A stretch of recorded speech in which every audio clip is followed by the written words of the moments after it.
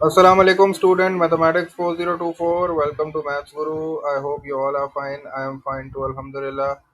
Grade 11 students, this is a question on the topic of sets and Venn diagram. ये basically word problems on Venn diagram का question है जो recently हमने अपनी online class में थोड़ा सा डिस्कस किया था टॉपिक. तो there is one more question for you. ये पास पेपर का क्वेश्चन है, ऑब्वियसली इसको थोड़ा सा देख लेते हैं कि ये किस तरह सॉल्व हुआ है. This question is of 5 marks, 1 2 और फिर ये 3 है. 5 मार्क्स का टोटल ये क्वेश्चन है. क्वेश्चन कहता है कि इन अ सर्वे, एक सर्वे हुआ था जिसमें number of people were asked do you own a car and do you own a bicycle. एक सर्वे में जो है कुछ लोगों से जो है वो क्वेश्चन किया गया कि उनके पास गाड़ी है या बाईसाइकिल है. The Venn diagram shows the set C of car owners and set B of bicycle owners. आपके पास एक वेन डायग्राम बनी हुई है. This is the symbol for the universal set. In the universal set there are two sets C and B. Overlapping sets है, मतलब कुछ common आ रहा है इनमें. C set belongs to those people who owned a car and B set belongs to those people who owned a bicycle. तो उसने हमें ये वेन डायग्राम बना के दी हुई है. वेन डायग्राम में देयर आर थ्री लेटर्स, उसने हमें इंट्रोड्यूस करके दिया है. This part which only belongs to car. C set को जो पार्ट बिलोंग कर रहा है वो पी कह दिया उसने. जो कॉमन पार्ट है दोनों में, सी और बी सेट में, वो क्यू है. और ये जो एक्स है, दिस इज प्योरली बाईसाइकिल का जो सेट है, बी बाईसाइकिल से बिलोंग करता है. तो ये जो एक्स है ये number of people that have a bicycle. आप इसको इस तरह भी कह सकते हो.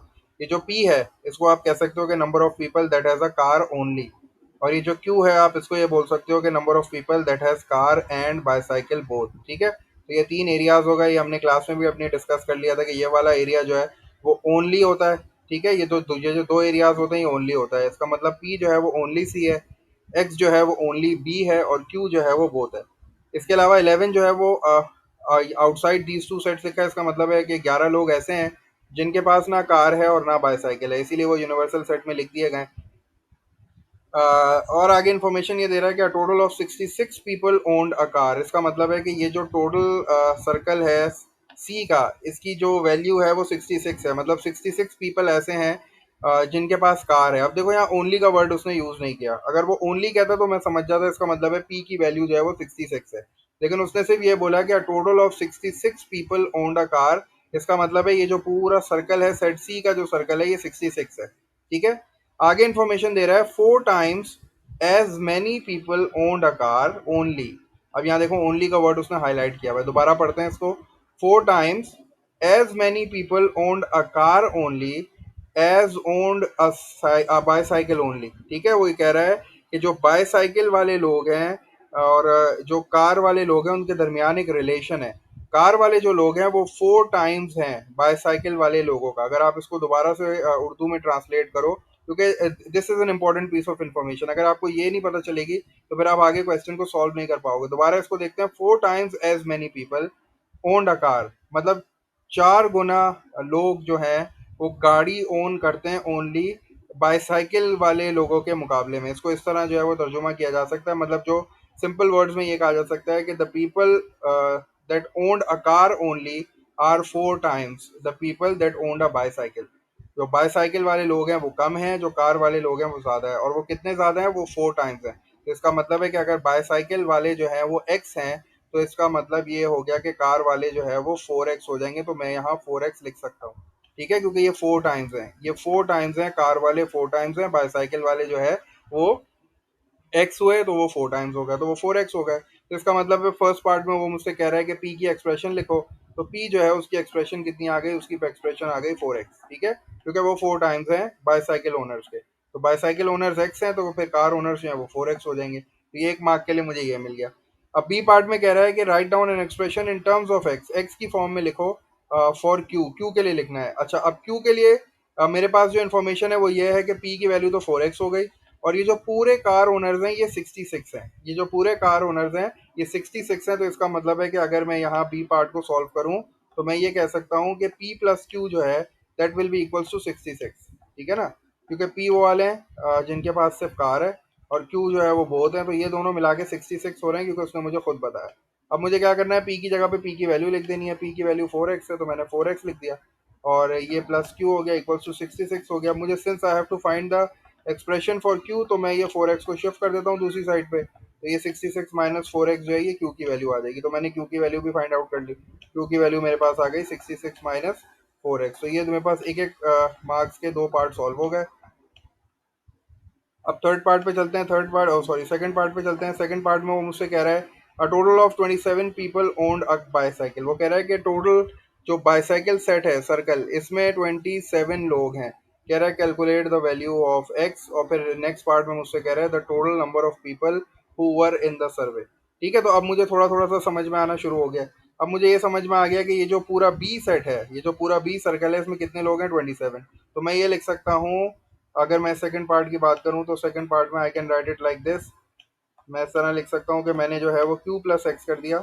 q प्लस एक्स जो है वो इक्वल्स टू 27 है, क्योंकि उसने यही बात बोली है ना कि total of 27 people owned a bicycle. तो मैंने q और x को ऐड किया, वो 27 हो गया। q की जगह पे q की वैल्यू पुट कर देता हूँ, तो ये 66 हो गया, और 66 माइनस 4x हो गया, और 66 minus 4x and this will be plus x equals to 27 हो गया। और इसको मैंने सिंप्लीफाई कर दिया, तो this become 66, this is minus 3x। अब ये माइनस 3x को दूसरी साइड पे शिफ्ट कर देता हूँ, और 27 को जो है वो यहाँ पे ले आता हूँ, तो दिस विल बी 27। अब थोड़ी सी शिफ्टिंग कर देते हैं, तो दिस ये 66 हो जाएगा, यहाँ से जो है वो 27 इधर आ जाएगा, और ये बच जाएगा वहाँ जाके पॉजिटिव 3x हो जाएगा। सिंपल मैथ्स है। और उसके बाद जब मैं इनको सब्ट्रैक्ट कर दूंगा, तो ये 3 और 36, ये 39 हो जाएगा, and this will B 3x, और x की वैल्यू मेरे पास आ जाएगी, ये 3 वहाँ जाके डिवाइड हो जाएगा, x will be equals to 13। तो x की वैल्यू मेरे पास 13 आ गई। और अब लास्ट पार्ट कर लेते हैं जल्दी से। अब इसका मतलब है कि यहाँ 13 आ गई, मैंने x की वैल्यू 13 लिख ली। और लास्ट पार्ट में आपसे कह रहा है कि the total number of people who were in the survey. इसका मतलब है मुझे ये सारे नंबर्स ऐड करने हैं। और अभी मेरे पास x की फॉर्म में, q की वैल्यू भी x की फॉर्म में आ गई है, ये भी x है, और ये दोनों नंबर्स हैं, तो मैं इनको ऐड कर लेता हूँ। ये 4x हो जाएगा, p की जगह मैंने 4x लिख लिया। और उसके बाद इन प्लेस ऑफ q मैं q की वैल्यू लिख दूंगा। q की वैल्यू मेरे पास कितनी आ रही है, 66 माइनस 4x, तो ये 66 माइनस 4x आ गया। x की वैल्यू भी मैं आखिर में बिल्कुल लास्ट पार्ट में, जब लास्ट स्टेप होगा उसमें डाल दूंगा। और उसके बाद फिर जो है वो x की वैल्यू 13 है, तो मैंने यहाँ 13 डाल दी डायरेक्ट। ठीक है, और यहाँ वाली x की वैल्यू जो है ना वो लास्ट स्टेप में डालूंगा। ठीक है, और ये 4x हो गया, ये 66 माइनस 4x, ये प्लस 13 हो गया, उसके बाद प्लस 11 हो गया। और ये मुझे सारा का सारा फाइंड आउट करना है, क्योंकि मुझे उसने बोला है total number of people find out करना है, ये मैंने फाइंड आउट करना है। और ये वाला 4x और ये 4x जो है ये कैंसिल आउट हो जाएगा। ये 4x और ये वाला जो 4x है ये कैंसिल आउट हो गया, प्लस 13 और प्लस 11 हो गया, और 66 और 13 को ऐड करूँगा। अब ये बेसिकली इन दोनों को इस तरह कर लेता हूँ, मैं इन दोनों को ऐड कर लेता हूँ, क्योंकि ये बगैर कैलकुलेटर कर रहा हूँ, तो बगैर कैलकुलेटर के रहे हैं, तो ये 24 हो जाएगा। और जब मैं 66 और 24 को ऐड करूँगा तो ये 90 हो जाएगा। ये टोटल नंबर ऑफ पीपल कितने आ गए, ये 90 आ गए। तो इसका मतलब है कि the people who participated in the survey is 90।